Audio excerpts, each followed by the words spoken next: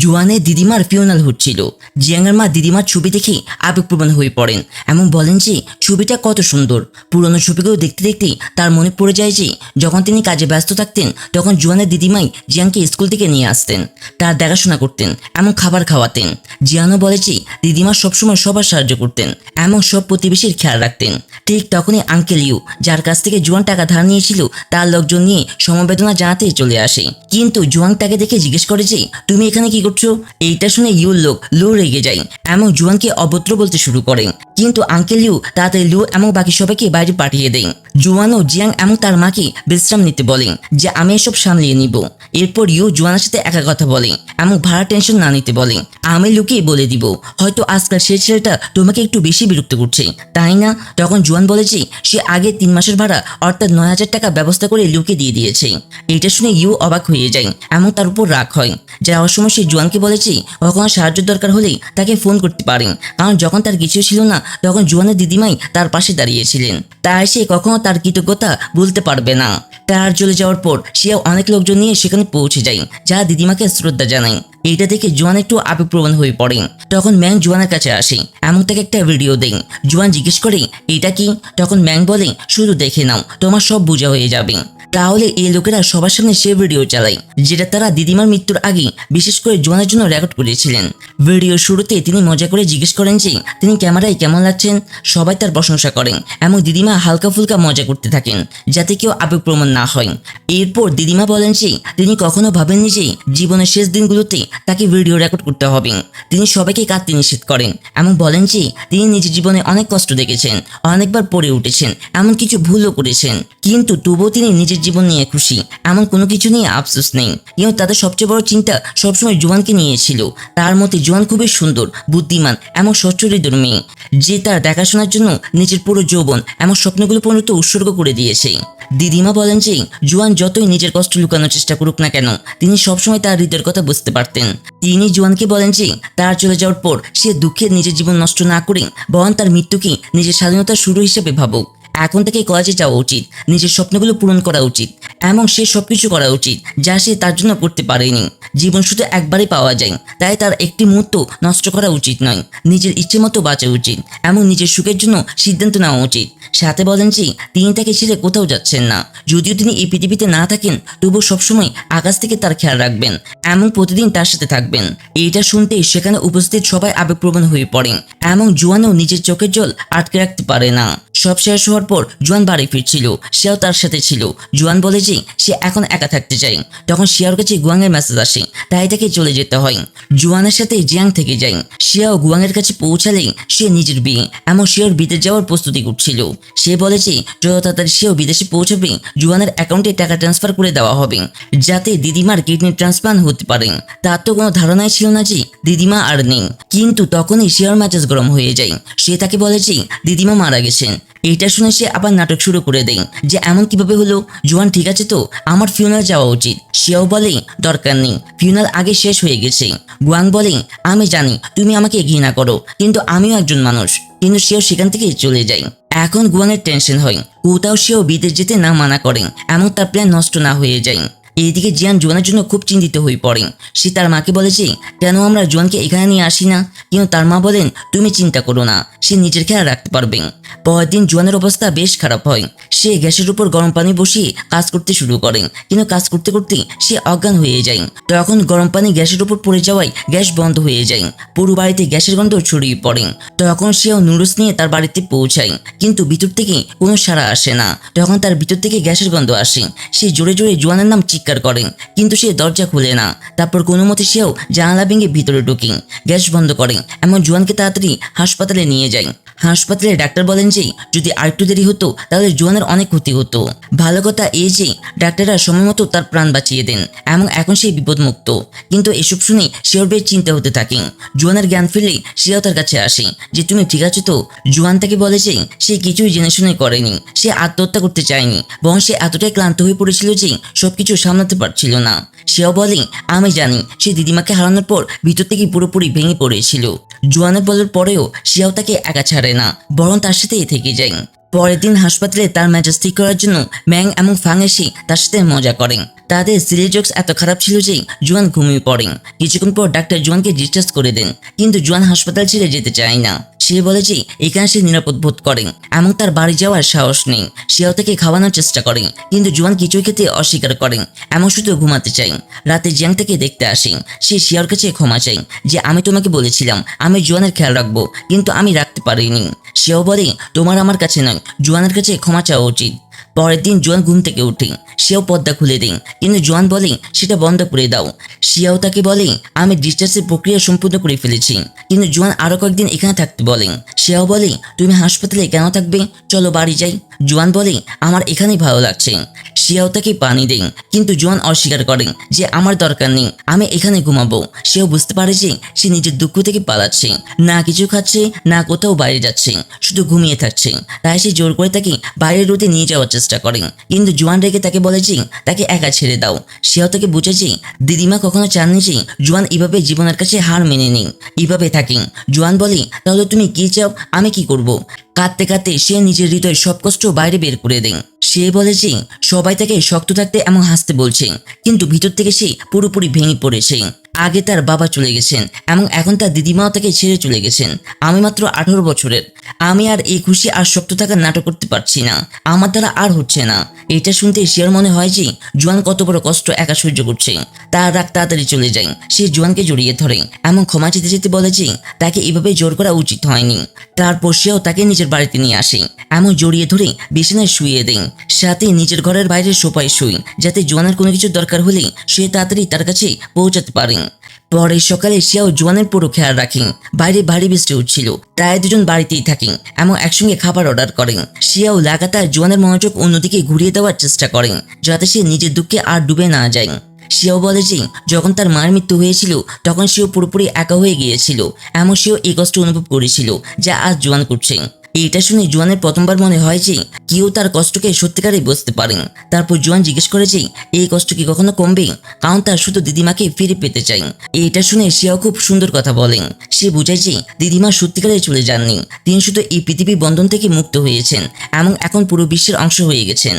শিয়াও বলে যে যখন জোরে হাওয়া বইবে তখন দিদিমা সেই গাছের মতন হবে যা তাকে রক্ষা করবে, এবং যখন ঠান্ডা পড়বে তখন তিনি সেই গরম জ্যাকেটের মতো হবে যা সে অনুভব করবে না, কিন্তু সবসময় তার সাথে থাকবেন।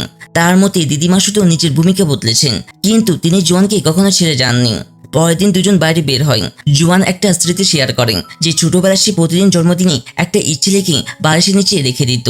কখনো তার ইচ্ছেগুলো পূরণ হতো আর কখনো হতো না। সে তার বাবাকে জিজ্ঞেস করছিল যে কিছু ইচ্ছে পূরণ হয় না কেন। তার বাবা মজা করে বলেছিলেন যে কারণ সে জন্মদিনে মোমবাতিগুলো এক ঝাপটায় নিভাতে পারতো না। এটা শুনে দুজনে হাসতে শুরু করেন। তারপর জোয়ান বলেন 9 বছর বয়সের পর আমি ইচ্ছা চাওয়াই ছেড়ে দিয়েছিলাম, কারণ সে জন্মদিনে আমি পুরো শক্তি দিয়ে মোমবাতি নিভিয়েছিলাম, কারণ আমি সত্যি যাদের উপর বিশ্বাস করতে চেয়েছিলাম। আমার শুধু এটুকু ইচ্ছে ছিল যে বাবার কাছে সেরে যাক, কিন্তু আমার বাবার শরীর ঠিক হয়নি, তাই তার ইচ্ছের উপর বিশ্বাস ভেঙে যায়। সেও তাকে জিজ্ঞেস করে যে যদি কাল তার জন্মদিন হয় এমন তাকে একটা ইচ্ছা চাওয়ার সুযোগ মেলে তাহলে সে কি চাইবে। এতে জোয়ান বলে আমি একটা সাইকেল চাইবো। সে নিজের ছোটবেলার একটা স্মৃতি শেয়ার করে যে একবার স্কুল থেকে বাড়ি ফেরার সময় সে ভারী বৃষ্টিতে ভিজে গিয়েছিল এবং তার খুব জ্বর হয়েছিল। সেই সময় তার মনে হয়েছিল যে যদি তার কাছে একটা সাইকেল থাকতো তাহলে সে তাড়াতাড়ি বাড়িতে পৌঁছে যেত এবং এত কষ্ট পেত না। তাই তার সবচেয়ে বড় ইচ্ছে একটা সাইকেল। সেও এটা শুনে অবাক হয় এবং মজা করে বলে যে বছর শুধু একবার জন্মদিন আসে এমন তার সবচেয়ে বড় ইচ্ছা শুধু একটা সাইকেল। তারপর জোয়ান বলে যে এখন সে নিজের জীবন আবার সামলাবে, বাড়ি ফিরে যাবে এবং নিজের ভবিষ্যতের উপর মনোযোগ দিবে। এটা শুনে সেও শান্তি মিলে, কারণ সে দেখতে পায় যে জুয়ান ধীরে ধীরে নিজের কষ্ট থেকে বেরিয়ে আসছে। সে রাতে সেও চুপি চুপি বাড়ির বাইরে আর্কেটে যায় যাতে জুয়ানের ইচ্ছে পূরণ করতে পারেন, অর্থাৎ তার জন্য সাইকেল নিতে পারেন, কারণ সেখানে একটা প্রতিযোগিতা হয় যার পুরস্কার ছিল একটা সাইকেল। পরে সকালে জুয়ান কাজে বের হয়, তখন সেও এখনো ঘুমাচ্ছে। সে তার জন্য নোট রেখে চলে যায়। যখন সে আর্কেটে পৌঁছায় তখন জানতে পারে যে সেও ভরা আর্কেটে গেম খেলে সবচেয়ে বড় পুরস্কার একটা সাইকেল জিতেছিল। এটা শুনে জুয়ান তাড়াতাড়ি ফিরে দৌড়ায় এবং দেখে বাড়ির বাইরে একটা সাইকেল দাঁড়িয়ে আছে। সাথে শিয়ার একটা ছোট্ট নোটও ছিল। এটা দেখে জোয়ান অবাক হয়ে যায়, সাথে খুশিও হয়। জোয়ান তাড়াতাড়ি শিয়াওকে ফোন করে, এমন গিফটের জন্য থ্যাংক ইউ বলে যে আমার এটা খুব পছন্দ হয়েছে। শিয়াও বলে যে রাতে কোনো বাইক শপ খোলা ছিল না, তাই তাকে আর্কেড থেকে সাইকেল জিততে হয়েছে। জোয়ান আবার জিজ্ঞেস করে সে তো পারতো দিনের বেলা সাইকেল দিতে পারতো, এত পরিশ্রম করার কি দরকার ছিল। এতে সেও বলে যে এটা তার ব্যাক টু স্কুল গিফট, এমন সে চেয়েছিল যে এই গিফট ঠিক আজকে দিনে তার দরজায় পৌঁছে যাক। সে তাকে বলে যে জোয়ানের ইচ্ছে পূরণ করার কোনো জাদু হয় না, কিন্তু আমি তোমার ইচ্ছেগুলো অবশ্যই পূরণ করব। এইটা শুনে জোয়ানের মুখে হাসি ফুটে ওঠে। সে মজা করে বলে যে যখনই তাকে সাইকেল চালাতে হবে সে তাকে নিচে নামিয়ে দিবে।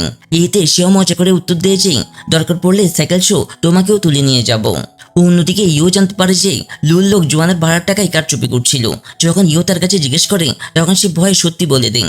ইও রেখে তাকে ধমক দেন এবং বলে যে জোয়ানের টাকা থেকে যে টাকা সে চুরি করেছে তার একটা একটা টাকা তাকে ফেরত দিতে হবে।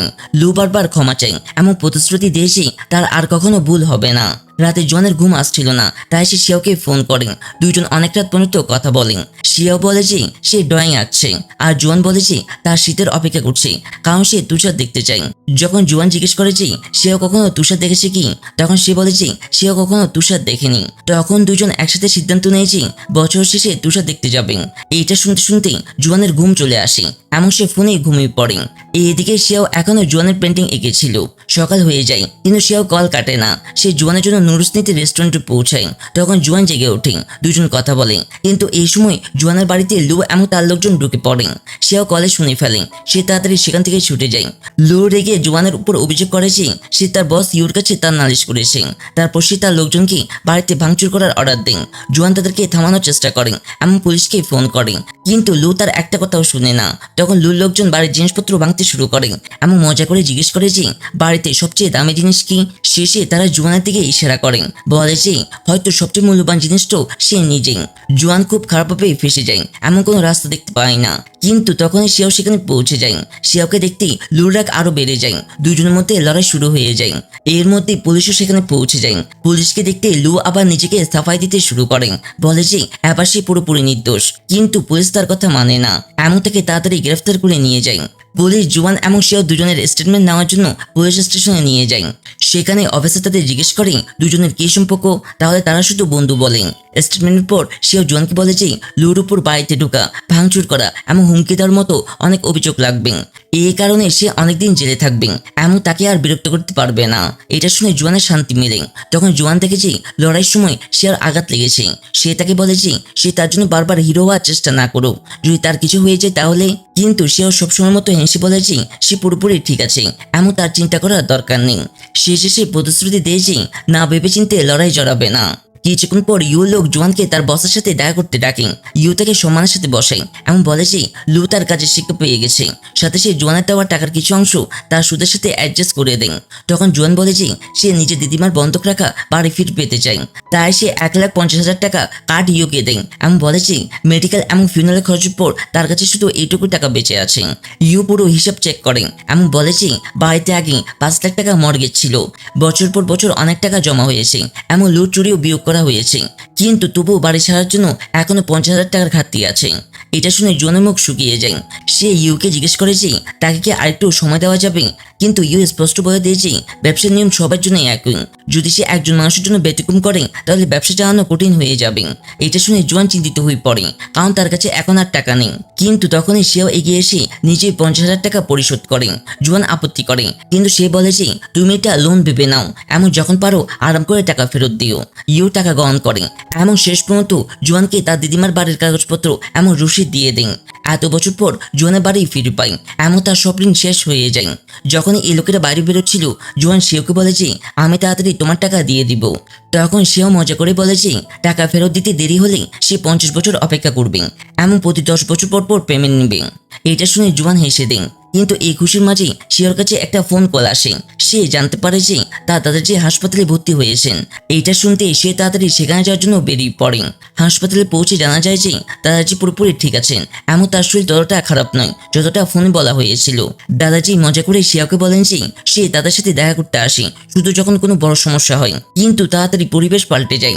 সেখানে শিওর বাবা এবং গুয়ানের অন্য সদস্যরাও উপস্থিত ছিল।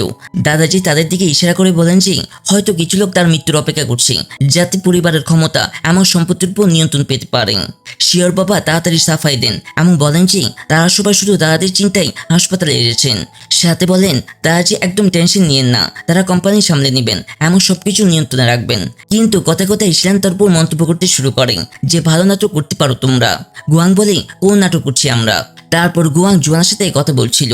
সে বলে যে সে টাকা এবং নিরাপত্তার জন্য লু পরিবারকে বিয়ে করার সিদ্ধান্ত নিয়েছিল, কারণ দারিদ্র্যে ফিরে যাওয়ার ভয় তাকে এতটাই তাড়া করতো যে সে নিজের আত্মসম্মান পর্যন্ত আপোষ করে দিয়েছিল। তারপর সে জুয়ানকে বুঝে যে এখন তার দিদিমাও নেই, তাই তার কাছে নিজের জীবনের রাস্তা বেছে নেওয়ার সুযোগ আছে। সে তাকে শিয়াও থেকে দূরে থাকতে বলেন, কিন্তু জুয়ান বলে যে তার মা তার সম্পর্কে কিছুই জানে না, না তার পড়াশোনা সম্পর্কে, না তার বন্ধুদের সম্পর্কে, এমন না সে কষ্টের সম্পর্কে যা সে মা চলে যাওয়ার পর সহ্য করেছিল। জুয়ান স্পষ্ট বলে দিয়ে যে সেও বাকি লু পরিবার মতো নয়, সে সত্যিকারের হৃদয় দিয়ে ভালোবাসে এবং মানুষের কষ্ট অনুভব করে। তার কাছে ভালোবাসা কোনো ব্যবসায়িক চুক্তি নয়। অন্যদিকে লু পরিবারের টেনশন চলছিল। শিয়ার বাবা এবং আন্টি শিলান কোম্পানির শেয়ার নিয়ে তর্ক করছিলেন। শিয়ান ভাবছিলেন যে শেয়ার 10% শেয়ার সহজেই তার হাতে চলে আসবে, কিন্তু শিয়ার বাবা তাকে সতর্ক করে দেন যে শেয়াও তাদের ছেলে, এমন কেউ তার কাছে পৌঁছাতে পারবে না। জুয়ানও তাদের কথা শুনে ফেলে। এরপর সেও এবং জুয়ান একা বসে খাবার খাচ্ছিল। সেও বলে যে তার দাদাজির স্বাস্থ্য গুরুতর নয়, শুধু ক্লান্তি এবং রক্তচাপের সমস্যা। সে তার বাবার বিয়ের অনুষ্ঠানে যাচ্ছে না, তাই সে কিছুদিন তাদের কাছে থাকবে এমন তাদের খেয়াল রাখবে। সাথে সেও বলে যে বাবার প্রতিটি সম্পর্ক শুধু লাভ এবং ব্যবসার জন্য হয়। জন্মদিন, পার্টি, বিয়ে এমন সামাজিক অনুষ্ঠানও তাদের কাছে নেটওয়ার্কিং এর মাধ্যম। আজকের বিয়েতেও তারা শিয়াকে এই জন্য ডেকেছিল যাতে লোকেরা মনে করে যে পুরো পরিবার এখনো একসাথে আছে এবং তার 10% শেয়ারও তাদের নিয়ন্ত্রণে আছে। জুয়ান জিজ্ঞেস করে যে তাদের বিয়ের কারণে কি তার খারাপ লাগছে। শিয়াও বলে আগে লাগতো, কিন্তু এখন না, এখন তার মনোযোগ অন্য কারোর উপর আছে। এইটা শুনে জুয়ানও স্বীকার করে যে আগে সে নিজের মাকে খুশিতে দেখে রেগে যেত, কিন্তু এখন তার হৃদয়তে শান্তি আছে। সে বলে যে এখন সময় হয়েছে যে আমরা দুজন পুরনো কথাগুলো পিছনে ফেলে নিজের জীবন বাঁচাই। এইটা শুনে সেও হেসে বলে যে একবার এই সিদ্ধান্ত নিয়ে ফেললেই তাহলে আর ফিরে আসা কঠিন হবে। জুয়ান হাসতে শুরু করেন। পরে জিয়ান জুয়ানের বাড়িতে আসে। সে তার কাছে ক্ষমা চাই যে আগে জিয়ান সেওর সাথে নিজের সম্পর্কের কথা বলেনি। জুয়ান তাকে ক্ষমা করে দেন এবং বলে যে সেও কখনো নিজের মায়ের সম্পর্কে সবকিছু বলেনি। তারপর জুয়ান তাকে বলে যে সে হাসপাতালে বেশি সময় কাটাবে, কারণ সেও তার যে শরীর ঠিক নেই। এইটা শুনে জিয়াং একটু রাগ করেন এবং বলে যে লু পরিবার তার কাছে কখনো গুরুত্বপূর্ণ ছিল না। সে শুধু নিজের বাবাকে প্রমাণ করার জন্য তাদের থেকে সাহায্য নিয়েছিল। এখন সে সবাইকে দেখাতে চায় যে লু পরিবারের টাকা ছাড়াও নিজের স্বপ্ন পূরণ করতে পারেন। জুয়ান বলে আমি জানি তুমি পারবে, তুমি খুব যোগ্য। তারপর সে জুয়ানকে বলে যে সে জানে সেও তার জন্য অনেক কিছু করেছে এবং এই কারণে সে তার সমর্থন করেন, কিন্তু যদি কখনো তার কোনো কিছু দরকার হয় তাহলে সেও সবসময় তার সাথে থাকবে।